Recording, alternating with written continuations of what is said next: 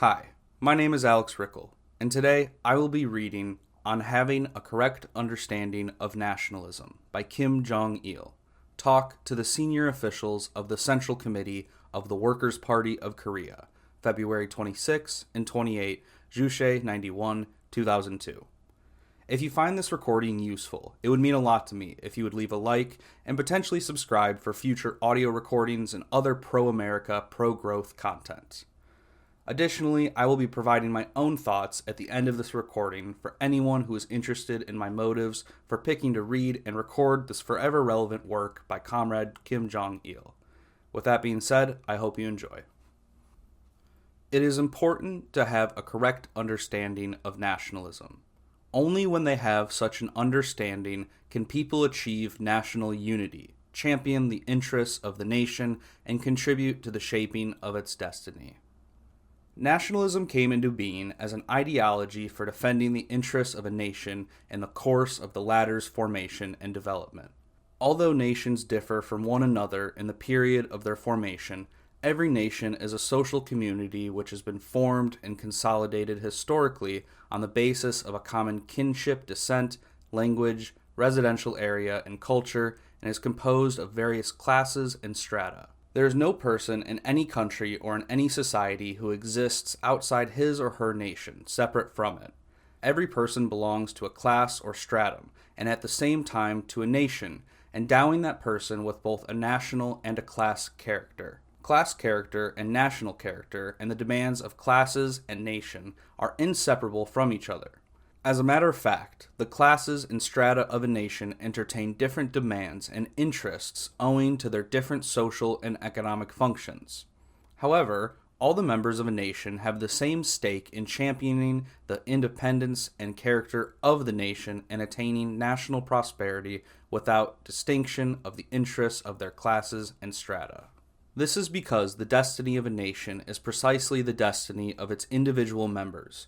In other words, the latter is dependent on the former. None will be happy with the sovereignty and honor of his or her nation being trampled upon and national character disgraced. It is the common ideological feeling and psychology of the members of a nation to love their nation, cherish its characteristics and interests, and yearn for its prosperity. Nationalism reflects this feeling and psychology.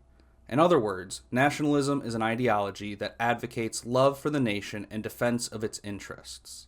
Since people carve out their destiny while living within the nation-state as a unit, genuine nationalism constitutes patriotism.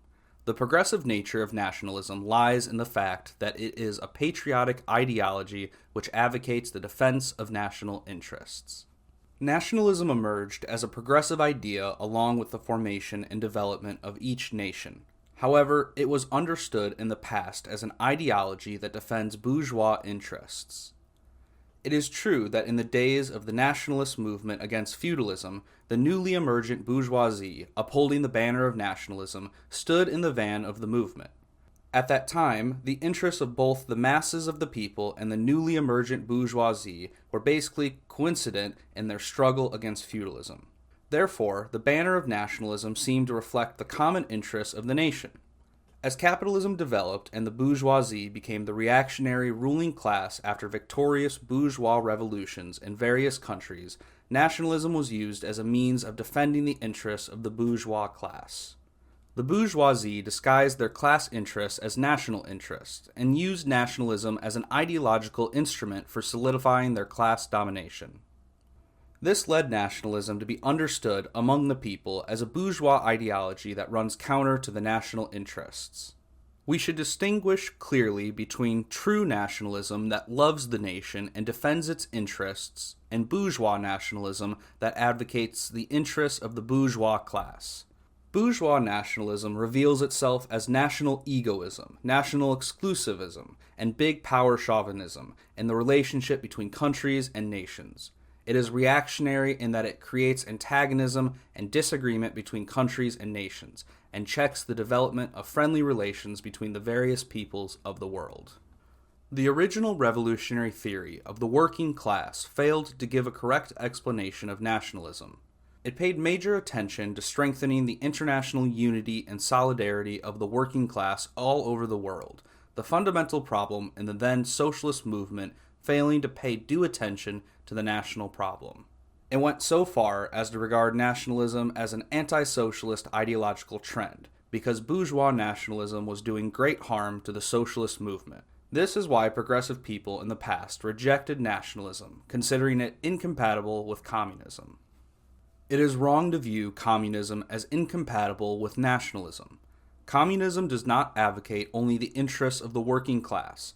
It also advocates the interests of the nation. Hence, it is an ideology of loving the country and the people.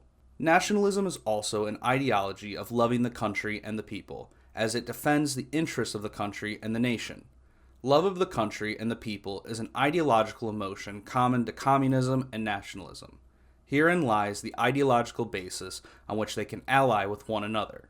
Therefore, there is no reason or ground to pit one against the other and reject nationalism. Nationalism does not conflict with internationalism. Mutual help, support, and alliance between countries and nations, this is internationalism. Every country has its borders, and every nation has its identity, and revolution and construction are carried on with the country and nation as a unit. For this reason, internationalism finds its expression in the relationships between countries and between nations, a prerequisite for which is nationalism. Internationalism, divorced from the concepts of nation and nationalism, is merely an empty shell. A man who is unconcerned about the destiny of his country and nation cannot be faithful to internationalism. Revolutionaries of each country should be faithful to internationalism by struggling, first of all, for the prosperity of their own country and nation. For the first time in history, the great leader President Kim Il-sung gave a correct explanation of nationalism and elucidated the relationship between communism and nationalism and between communists and nationalists in his revolutionary practice of carving out the destiny of his country and people. He said that in order to be a true communist, one must first become a true nationalist. With a determination to devote his life to his country and fellow countrymen, he embarked on the road of revolution in his early years and created the immortal Juche idea, on the basis of which he established a Juche-oriented outlook on the nation and scientifically expounded the essence and progressive character of nationalism. Through a correct combination of class character with national character, and of the destiny of socialism with that of the nation, he realized an alliance between communists and nationalists, cemented the class and national positions of our socialism, and led the nationalists to join the effort for socialist construction and national reunification. Attracted by his broad magnanimity and noble personality, many nationalists took the patriotic road to national unity and national reunification, making a clean break with their erroneous pasts. Kim Koo, a lifelong anti-communist, allied with communists, a patriotic changeover, in the twilight of his life, and Cho Tak-sin, a nationalist who was able to find salvation as a patriot in the leader's embrace. The great leader treasured and championed the independence not only of our nation, but also of the peoples of the rest of the world. He devoted all his efforts to the cause of making the whole world independent, as well as to the Korean Revolution.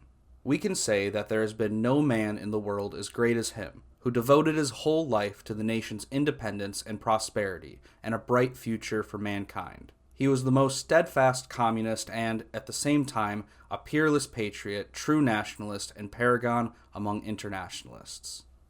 I also assert, as the leader instructed, that one must be an ardent patriot, a true nationalist, in order to become a genuine revolutionary, a communist. The communist who fights for the realization of the independence of the masses of the people must first of all be a true nationalist. Those who fight for their people, their country, and their homeland are genuine communists, true nationalists, and ardent patriots.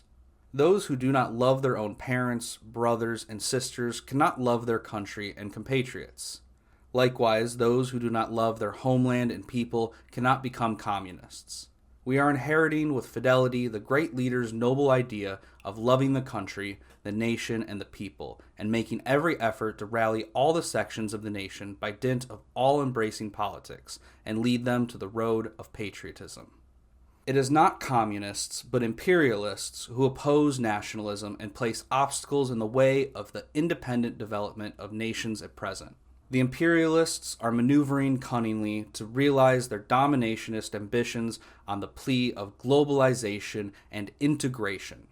They claim that the ideal of building a sovereign nation state or the love for country and nation is a national prejudice lagging behind the times, and globalization and integration are the trend of the times in the present situation, when science and technology are developing rapidly and economic exchanges between countries are being conducted briskly on an international scale. Today, when every country and nation is carving out its own destiny with its own ideology, system, and culture, there can never be a political, economic, ideological, and cultural integration of the world.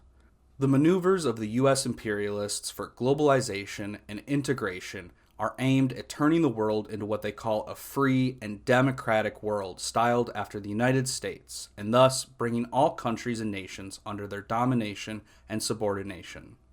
The present era is one of independence. Human history is propelled by the struggle of the masses, of the people for independence, not by the dominationist ambition and aggressive policy of the imperialists. The maneuvers of the imperialists for globalization and integration are doomed to failure, as they are opposed by the vigorous efforts of the world's peoples aspiring after independence. We should resolutely oppose and reject the maneuvers of the imperialists for globalization and integration, and staunchly fight to preserve the excellent characteristics of our nation and safeguard its independence. We frequently emphasize the Korean nation first principle as to preserve the national character and defend the independence of the nation. A most important task facing us today in championing and realizing national independence is to reunify the country. Our nation, which has inherited a time-honored history and culture and the tradition of patriotism, has been divided into North and South by foreign forces for more than half a century.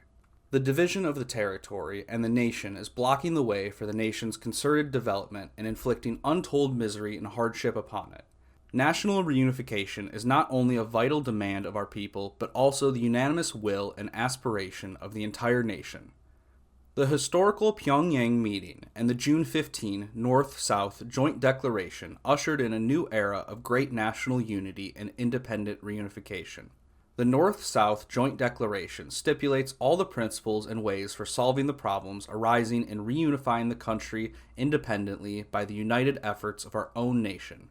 The Declaration is a program of national unity and a general principle of national reunification, based on the idea of by our nation itself, and permeated with the spirit of loving the country and people.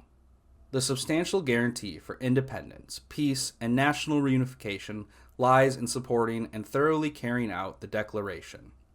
Holding aloft the North-South Joint Declaration as a general principle of reunification, the entire nation must launch a nationwide struggle to accomplish the historic cause of national reunification. I hope you gained some insight and useful information from this short yet impactful talk given by the dear leader of People's Korea.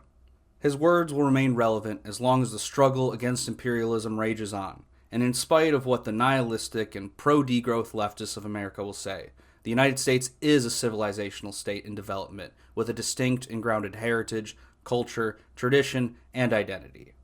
The American people exist, and if we ever expect to lead them to a more prosperous and stable future, we must embrace them. We must go lower and deeper until we sufficiently articulate the concerns of the masses and win them over. Hate, division, and a general sense of hopelessness resonates only with the most degenerate and backwards elements of society. It is with kindness, unity, and an enthusiastic yet pragmatic optimism that will resonate with the broad American masses yearning for a better tomorrow. It does not matter where you are in the world, though it is of the utmost importance if you live in the imperial core, to love your country, and specifically the people of it, in order to free them from the predatory global system of imperialism. The only way Americans will free this country from the stranglehold of bankers and oligarchs is to prove our love for and dedication to the American people. I'm Alex Rickel, and I'll catch you next time.